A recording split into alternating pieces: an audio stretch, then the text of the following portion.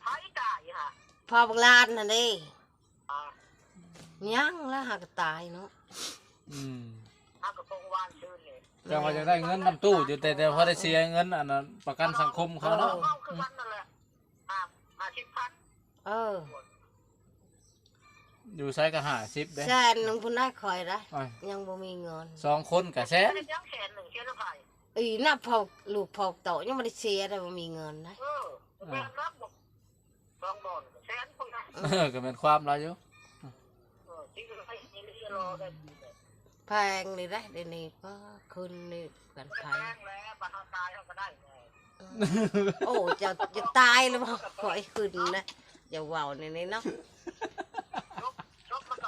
โอ้หยอกเหี่ยวเนาะโอ้หยอกเหี่ยวบ่ถูกตายเลยแท้กันแล้วตายหักพระโตให้ไปได้ดิเนาะ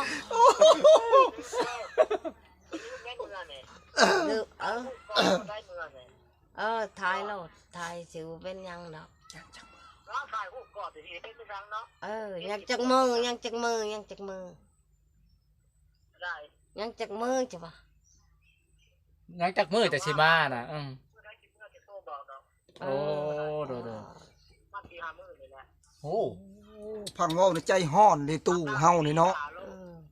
สติเตียดได้เว้ากับเอื้อยเหี่ยวแห่งใจฮ้อนแม่นบ่แล้วว่าจะเห็นมันยูดแล้วว่าจะแล้วให้แต่งตัวทาว่าคือดีดแล้วตู้ดีถ้าเราคุยยิ่งละดีดแล้วเราคือไป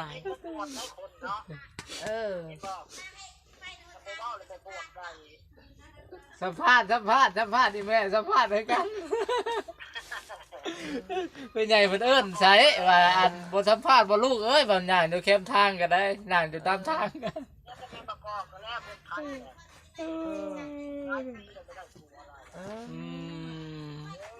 สิลงเฮ็ดงานแล้วบ่โตสิลงเฮ็ดงานแล้วบ่ถ่ายเบิดว่าสิลงเฮ็ดงานแล้วบ่สิลงเฮ็ดเวียกแล้วบ่เอาผู้สาวเว้าเลยฉัน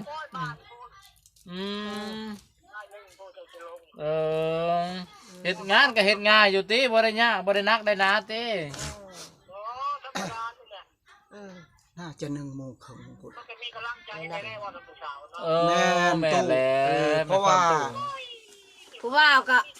ป้าเว้าคือเจ้าเนาะคอยแห้งก็แตกปากบ่ได้เขาก็อยู่น่ะพี่ช่างกินฮอดก็อดเอาเจ็บคอปากลายให้เจ็บมื้อนี้แล้วบ่ได้มือวานนี่ก็มืดมือหากกินฮอดเจ้าแล้วก็อยู่เลยเอาเลยคือว่าตู้ไทยเมื่อเช้าคิดฮอดโอกาสดีเด้ตู้เอ้ยมื้อนี้อันเอื้อยเหี่ยวเฮาลุกได้มื้อนี้ฮะแต่มันมาว่าเนี่ยลุกบ่ได้เฮาบ่ได้ล้มกันซับคันแม่นมาวานนี่ลุกบ่ได้เอื้อยเหี่ยวหั่นน่ะสิบ่ได้ล้มกันช้ำวานนี่ฮะพี่ลงตารางพี่เห็นพวกไอพรมาได้บาพรมา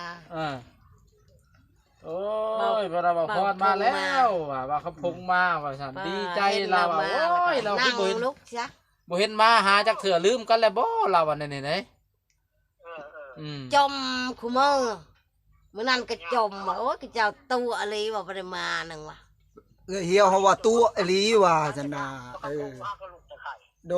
ดยหากลูกแต่ไข่แต่ FC เพิ่นก็มีผู้เบิ่งแม่แล้วก็อยู่แหละโดยโอ้ยก็อยากมาอยู่แหละก็คิดอยากมาอยู่แหละก็คือการรับไผสิเบิ่งเนาะแม่ก็บ่มีพ่อก็บ่มีน้องก็อยู่เฮือนไผเฮือนมัน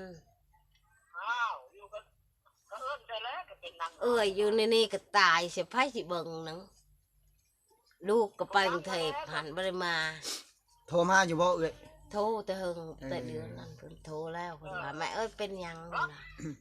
เป็นหยังแม่อยู่ผู้เดียวเพิ่นเห็นคลิปแต่เพิ่นโทรเนาะแม่เอ้ยบ่มีเงินเพิ่นว่าเพิ่นเห็นคลิปไปลงคลิปมื้อนั่นแหละเพิ่นโทรกลับแม่นบ่โดยโอ้ดีกว่าบ่ลงเนาะสำหรับเพิ่นฮอดบ่โทรว่าจะเป็นหยังแม่ว่าคิดฮอดเจ้าคิดฮอดลูกนี่แหละโอ้ยเนาะแม่จัดจ่อยเพิ่นว่าบางหันก็ฝากเงินมันละกว่าเอ้ยจะก็บอกแล้วว่าบอกมันว่าบ่มีเงิน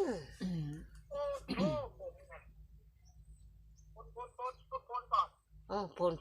ได้ผลละพลบ่อด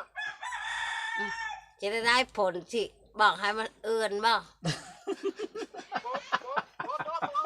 ปบไปใช้ปบบวิดดอกอ้าย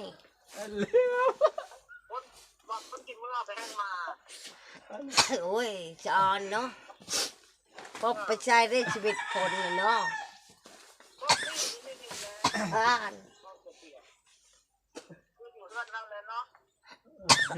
เพื่อนลังหน่อยนี่แหละไอหมดคืนนี่แหละพงตัวแต่ไอเลิฟยูตู้ไอเลิฟยูตู้ตกกังเวนนี่แหละบ้านเฮากันเนาะไอเลิฟยูเอ้ยเฮียวไอเลิฟยู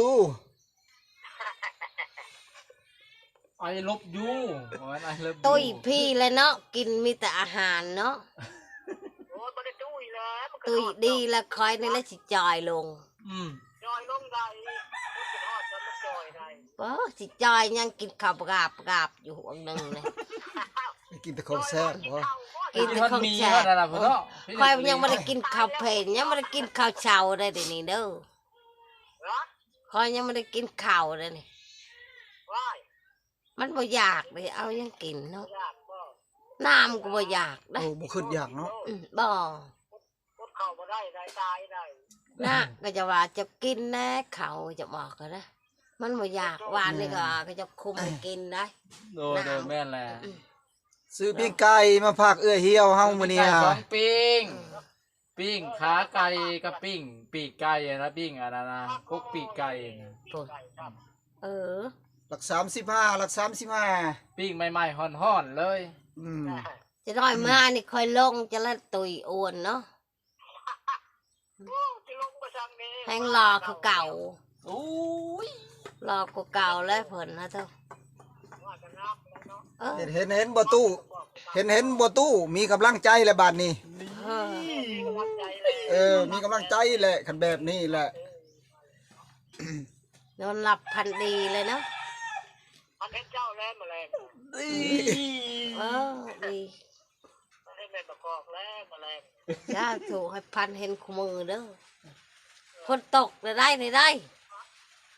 ฝนก็ตกแล้วตกคือการทางนี้ตกกระยามันมันบ่สนธรรมชาติจะละดูมันอยู่ในเฮือนบ่หรืออยู่ในชวนตัวเนาะบ่ยานบ่เนาะยานฝนตกถึกแล้วมันบ่เปียกบ่หนาวบ่เว้ยแต่คอยอยู่เฮือนก็ยังหนาวเอ้ยเหี่ยวเป็นห่วง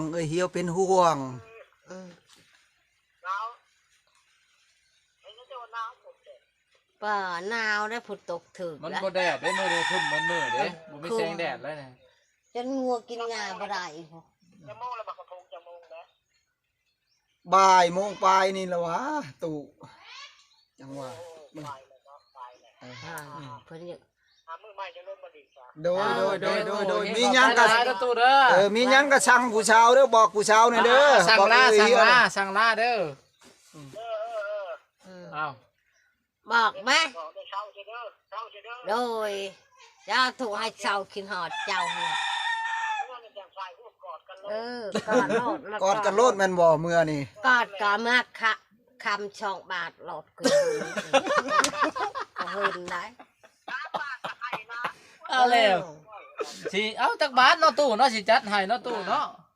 เอามาโลดเงิน2 ล้านหามาโลดเขกอดว่าอยากได้แขนเนาะอยากแขนขอมันก็ลายแล้วเนาะบายโดยขอบใจตู้เป็นกำลังใจให้สู้โดยเอาขึ้นมาแล้วก็โทรบอกเด้อขึ้นมาเด้อมื้อใดสิขึ้นมานะขอบใจ